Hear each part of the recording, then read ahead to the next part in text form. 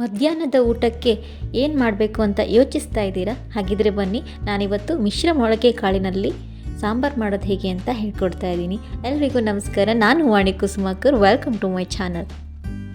ನಾನಿಲ್ಲಿ ಮೊಳಕೆ ಕಾಳುಗಳು ಅರ್ಧ ಕಪ್ಪಷ್ಟು ಹೆಸರುಬೇಳೆ, 2 ಈರುಳ್ಳಿ ಮತ್ತು 1 ಟೊಮೆಟೊನ ತೊಗೊಂಡಿದ್ದೀನಿ. ಒಂದು ಫ್ಯಾನಲ್ಲಿ ಎಣ್ಣೆಯನ್ನು ಹಾಕಿ ಅದು ಬಿಸಿಯಾದ ನಂತರ ಅದಕ್ಕೆ ನಾನು ಹೆಚ್ಕೊಂಡಿರೋಂಥ ಈರುಳ್ಳಿಯನ್ನು ಹಾಕ್ತಾಯಿದ್ದೀನಿ. ಈರುಳ್ಳಿಯನ್ನು ಸ್ವಲ್ಪ ಫ್ರೈ ಮಾಡಿ ಆ ನಂತರದಲ್ಲಿ ನಾನು ಇದಕ್ಕೆ ಮೊಳಕೆ ಕಾಳುಗಳು ಏನಿದೆ ಎಲ್ಲ ಮಿಕ್ಸ್ ಆಗಿರೋದು ಅದನ್ನೆಲ್ಲವನ್ನು ಇದಕ್ಕೆ ಹಾಕ್ತಾಯಿದ್ದೀನಿ. ಹಾಕಿ ಹೆಸರು ಬೇಳೆಯನ್ನು ಇದಕ್ಕೆ ಸೇರಿಸ್ತಾ ಇದ್ದೀನಿ. ಆನಂತರದಲ್ಲಿ ಟೊಮೆಟೊ ಮತ್ತು ಸ್ವಲ್ಪ ಇದನ್ನು ಚೆನ್ನಾಗಿ ಹುರ್ಕೋಬೇಕು. ಹುರಿದ ನಂತರ ಇದಕ್ಕೆ ಸ್ವಲ್ಪ ನೀರನ್ನು ಬೆರೆಸಿ ಸಾಕಷ್ಟು ನೀರನ್ನು ಹಾಕಿ ಆ ನಂತರದಲ್ಲಿ ಇದನ್ನು ಸ್ವಲ್ಪ ಸೌಟಾಡಿಸಿ ಮುಚ್ಚಳವನ್ನು ಮುಚ್ಚಿ ಬೇಯೋದಕ್ಕೆ ಬಿಡಬೇಕು. ಅದು ಬೇಯೋವರೆಗೆ ನಾವು ಒಂದು ಮಸಾಲೆ ಮಾಡ್ಕೊಳ್ಳೋಣ. ಪ್ಯಾನ್ ಬಿಸಿಗಿಟ್ಟೋದಕ್ಕೆ ಬೆಳ್ಳುಳ್ಳಿಯನ್ನು ಹಾಕ್ತಾಯಿದ್ದೀನಿ. ಆನಂತರ ಈರುಳ್ಳಿ, ಇದನ್ನು ಸ್ವಲ್ಪ ಫ್ರೈ ಮಾಡ್ಕೋಬೇಕು.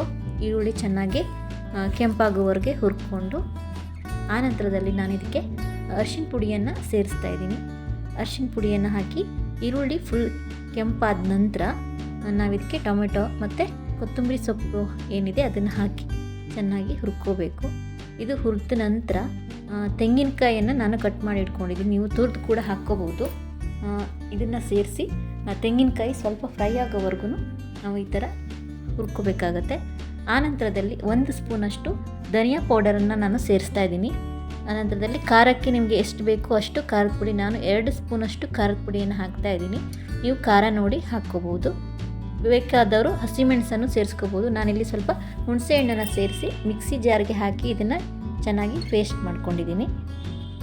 ಪೋಷಕಾಂಶಗಳು ಹೆಚ್ಚಾಗಿರುವಂಥ ಮೊಳಕೆ ಕಾಳಲ್ಲಿ ಪ್ರೋಟೀನ್ ಜಾಸ್ತಿ ಇರುತ್ತೆ. ತೂಕ ಕಡಿಮೆ ಮಾಡ್ಕೋಬೇಕು ಅನ್ನೋರು ಇದನ್ನು ಆಹಾರದಲ್ಲಿ ಹೆಚ್ಚಾಗಿ ಬಳಸಬೇಕು. ಇವಾಗ ಕಾಳುಗಳು ಬೆಂದಿದೆ, ನಾನು ಉಪ್ಪನ್ನು ಸೇರಿಸ್ತಾ ಇದ್ದೀನಿ. ರುಚಿಗೆ ಎಷ್ಟು ಬೇಕೋ ಅಷ್ಟು ಉಪ್ಪನ್ನು ಸೇರಿಸಿ ಇದನ್ನು ಸ್ವಲ್ಪ ಬೇಯಕ್ಕೆ ಬಿಡಬೇಕು. ಆನಂತರ ಮಾಡ್ಕೊಂಡಿರೋ ಮಸಾಲೆ ಏನಿದೆ ಅದನ್ನು ಇದಕ್ಕೆ ಸೇರಿಸ್ಕೋಬೇಕು. ನೀರನ್ನು ನೋಡಿಕೊಂಡು, ಸಾಂಬಾರು ನಿಮಗೆ ಗಟ್ಟಿ ಬೇಕು ಅಂದರೆ ಸ್ವಲ್ಪ ನೀರನ್ನು ಕಡಿಮೆಯನ್ನು ಸೇರಿಸಿ ಇದನ್ನು ಮಿಕ್ಸ್ ಮಾಡಿ ಚೆನ್ನಾಗಿ ಕುದಿಯೋಕ್ಕೆ ಬಿಡಬೇಕು. ಮೊಳಕೆ ಕಾಳುಗಳನ್ನು ಸಲಾಡ್ ರೂಪದಲ್ಲಿ ಕೂಡ ನಾವು ಬಳಸ್ಬೋದು. ಆದರೆ ಜೀರ್ಣಕ್ರಿಯೆ ಸಮಸ್ಯೆ ಇರುವಂಥವರು ಇದನ್ನ ಬೇಯಿಸಿ ತಿನ್ನೋದು ಉತ್ತಮ. ನಾನಿವಾಗ ಇದಕ್ಕೆ ಒಂದು ಮುಚ್ಚಳವನ್ನು ಮುಚ್ಚಿ ಒಂದು ಸ್ವಲ್ಪ ಹೊತ್ತು ಬೇಯೋದಕ್ಕೆ ಬಿಡ್ತೀನಿ. ಅದು ಮಸಾಲ ಎಲ್ಲ ಚೆನ್ನಾಗಿ ಬೆಂದ ನಂತರ ಇದು ಇವಾಗ ನೋಡಿ ಚೆನ್ನಾಗಿ ಬೆಂದು ಮಸಾಲೆ ಎಲ್ಲ ಮಿಕ್ಸ್ ಆಗಿದೆ. ಇದು ಸ್ವಲ್ಪ ಗಟ್ಟಿಯಾದ ನಂತರ ನಾನು ಇದಕ್ಕೆ ಒಂದು ಒಗ್ಗರಣೆಯನ್ನು ಹಾಕ್ತೀನಿ. ಒಗ್ಗರಣೆಯನ್ನು ಹಾಕಿದರೆ ಸಾಂಬಾರು ರೆಡಿ ಆಗುತ್ತೆ. ನೋಡಿ, ಇಷ್ಟು ಗಟ್ಟಿಯಾಗಿ ಬಂದರೆ ಸಾಕು. ಇನ್ನೂ ಗಟ್ಟಿ ಬೇಕು ಅಂದವರು ಸ್ವಲ್ಪ ಹೊತ್ತು ಕುದಿಸ್ಕೋಬೋದು.